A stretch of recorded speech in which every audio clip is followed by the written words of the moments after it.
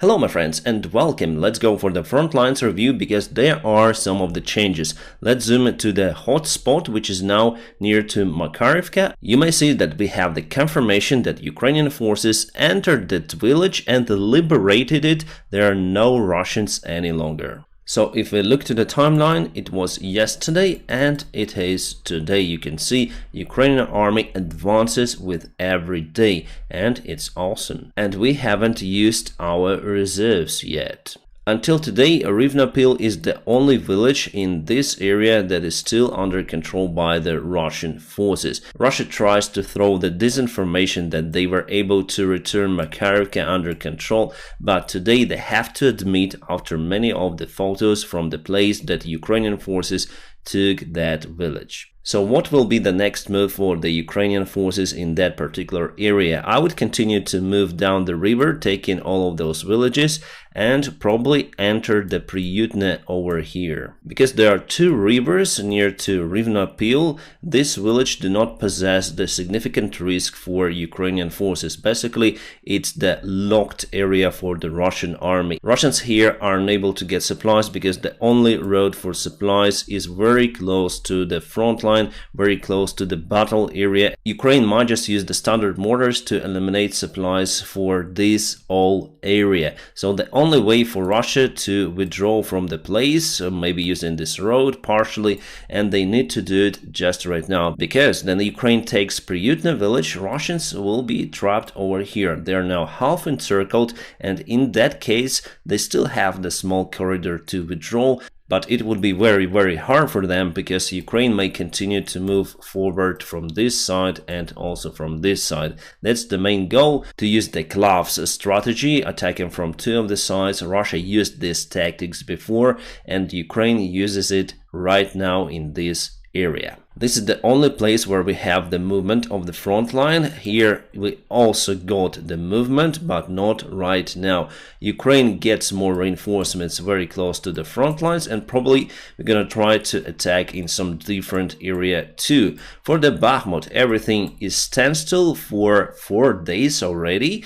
And for the Russian territory near to Shebekino, the Russian Freedom Legion and the Russian volunteers are still remain in Novaya Tobolzhanka. Yes, it's not shown on this map, but from the footages coming from the place, they are still over there, and Russia cannot do anything with less than 100 soldiers. For how long they're gonna stay there, I'm out of clue. Maybe they're gonna try to attack from different side as well. We'll see it. And today there were many interesting news. Let's go for them. Alright, Russia sent more than 20 helicopters to the Berdyansk airfield. This is the occupied Ukrainian territory on the south. I hope you can see those helicopters over here, especially if you are watching me from the smartphone. Probably in that case it's complicated because the screen on the phone is smaller than on TV or on the laptop, but nevertheless I showed you the points of the helicopter stands. This image is much better, so according to the image they have at least 5 of the K-52 attack helicopters that may eliminate the tanks. You may say that Ukraine should target the airfield and those helicopters using the Storm Shadow cruise missiles.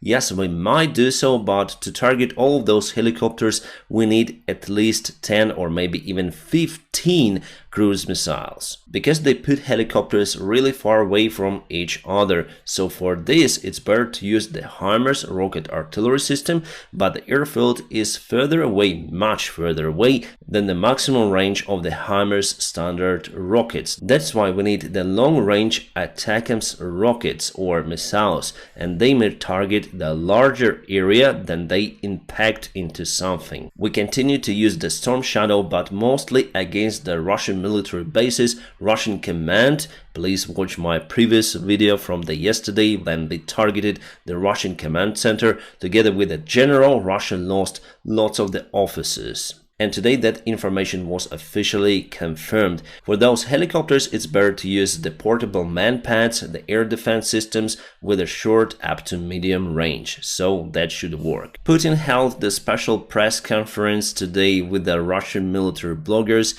but the vast part of those bloggers are mostly living in Moscow and not on the front lines. There were even some toxic people around that table recognized as the complete liars. So Putin, as usual, started to say nonsense about his special operation that Ukraine lost already 160 tanks because of the new counteroffensive that Ukrainian army performs on the south part. 160, it's the largest number that I heard. Even Russian propaganda said the maximum number of 120, and some say 46.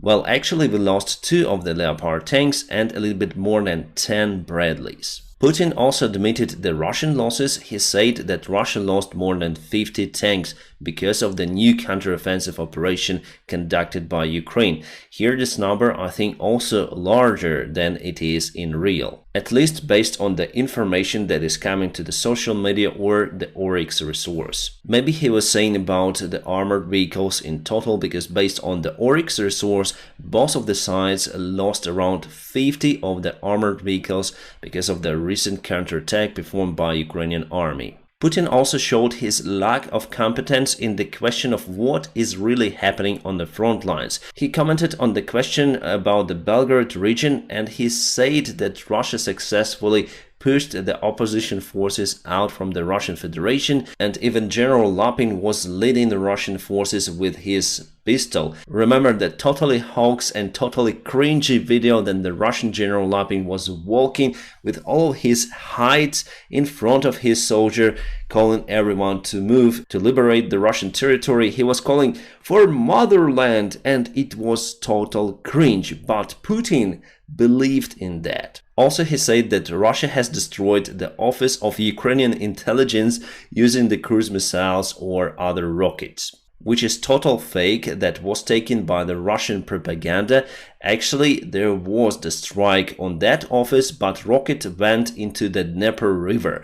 The office of Ukrainian intelligence is located on the island, right on the Dnieper River. So there was the CCTV camera on the office that showed that rocket went into the Dnieper River. The story was taken by the Russian journalists, let's say, and Putin was reported about it as the successful mission to demolish the Ukrainian office, but the office is still there, everyone might see it. Plus, he said again that he was deceived by the Ukrainian side after the Russian Federation withdrew the forces from the Kyiv region. He expected to negotiate some sort of the peace deal with Ukraine, but Ukraine started to push Russians out from its territory. Ukraine started to obtain weaponry, and Putin says that it's the main problem for him right now.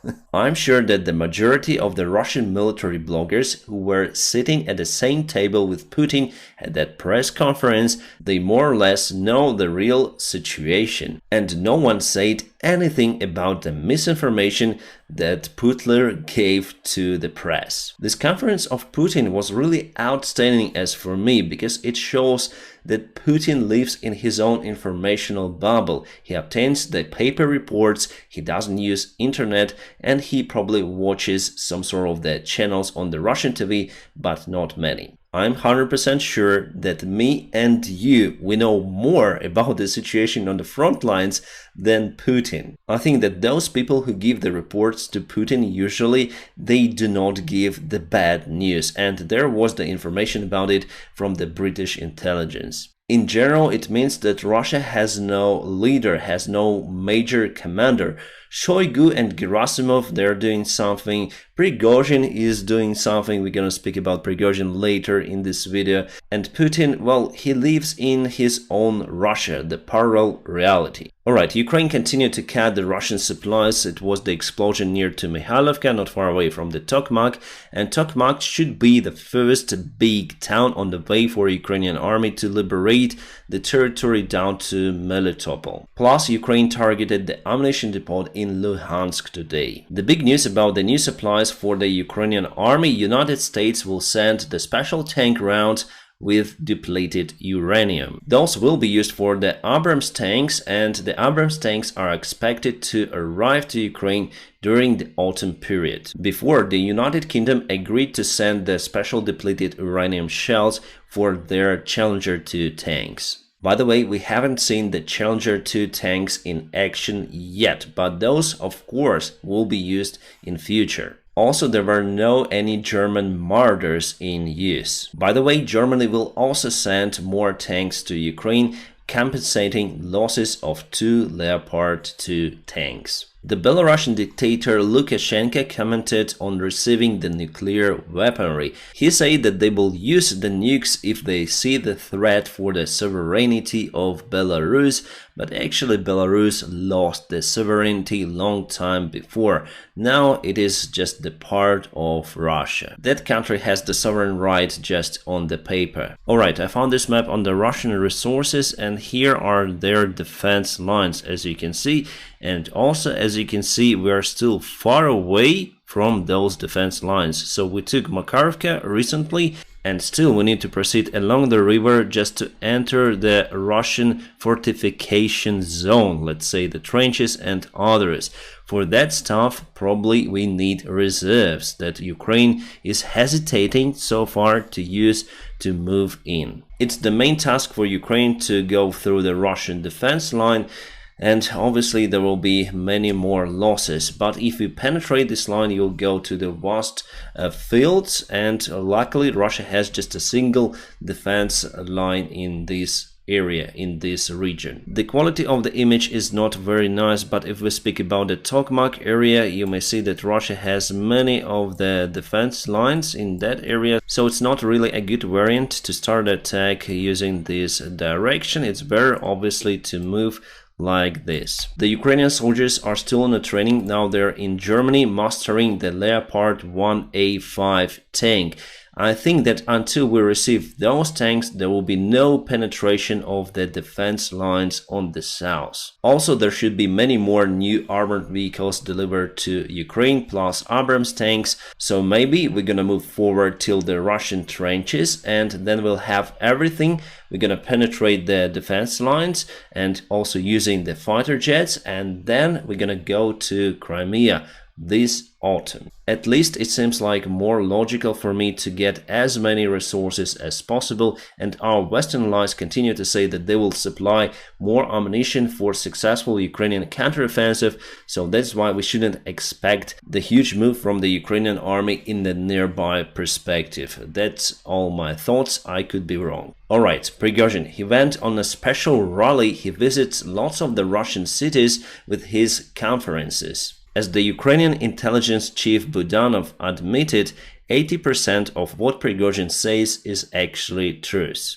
And those 80% are about the terrible situation in the Russian army and in the Russian system as whole. This conference of his was at the same time with the conference of Vladimir Putin with military bloggers. Vladimir Putin said that Ukraine lost 160 tanks. Prigozhin said that Ukraine lost 2 tanks during the recent counteroffensive. He admitted that Ukraine went on successful counteroffensive, they are getting closer, they are getting territories, and Russia has nothing to respond. He says that there is no movement from the Russian command in handling the current situation on the south. And he also said that Ukraine has all the chances for the successful counterattack. In case the Ukrainian army is not being stopped on the south, it will reach Crimea. The Russian Ministry of Defense had showed how they demolished the Ukrainian tank, but actually it is the Russian tank. There were some of the Russian propaganda reporters over there showing the tank, and it was interesting to find this mark. This is the part of the uniform of the Russian soldier, because we know that it's the Russian Tactical Beard Brigade. They have this. It is not the first time that Russia shows their own casualties or own destroyed vehicles and saying that those are Ukrainians. My friends, don't forget to press the like to this video, and also if you want to support my channel, there will be some of the links in the video description just below. You may support me on PayPal, Patreon, or just on a sponsorship on this YouTube channel. Thank you so much for your awesome support. I wish you all a peaceful sky wherever you are, and have a great time.